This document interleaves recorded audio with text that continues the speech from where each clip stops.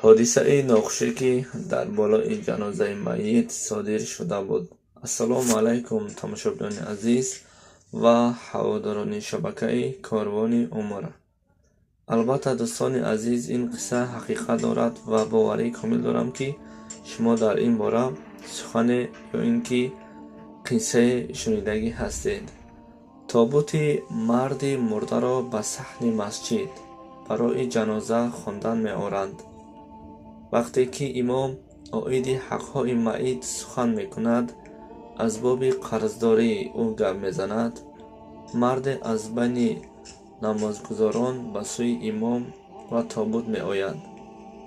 مرد به همه سلام داده می گوید: این میت از من $5000 قرضدار هست. من از وارثان قرض خود را می خواهم طلب کنم. اینجا 2 دختر و 3-4 پسر دارد. قرض مرا برگردانند. امام به وارثان روی می آورد، اما دختران میت در حال از ادای قرض روی می گردانند. پسران نیز این را رد کرده بین خود به جنجال می درآیند. این خبر به خانه میت که آنجا زنها جمع شده می گریستند می رسد که نماز جنازه را برای ادا نکردن $5000 قرض نخوانده ایستاده‌اند. از بین زنها دختر میت که از احوال با خبر شده بود، گریه کنان یکی را به سوی مردم روان می کند که نماز جنازه پدرم را خوانید. آن قرض برگردن من آن قرض را ادا می کنم. من جوابگوی هستم. این سخن را مرد مدعی شنیده خرسند شده می گوید: عذر زیاد برادران، من کمی خطا گفتم.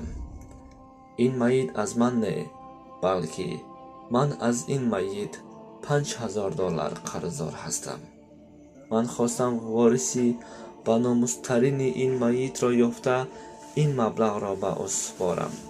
اکنون من این مبلغ را به آن دختر می سپارم. من باوری دارم که این دختر با ایمان و با ناموس همه حقهای پدرش را رعایت خواهد کرد و روح پدرش نیز از من و از این دختر راضی خواهد بود.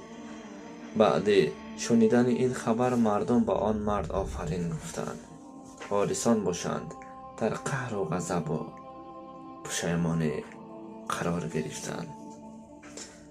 البته دوستان عزیز، این واقعه حقانی هست، حقیقت دارد و باوری دارم که به شما نیز پسند آمد.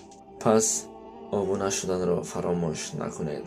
تا نوارهای آینده خدا یار و مددگار شما باشد.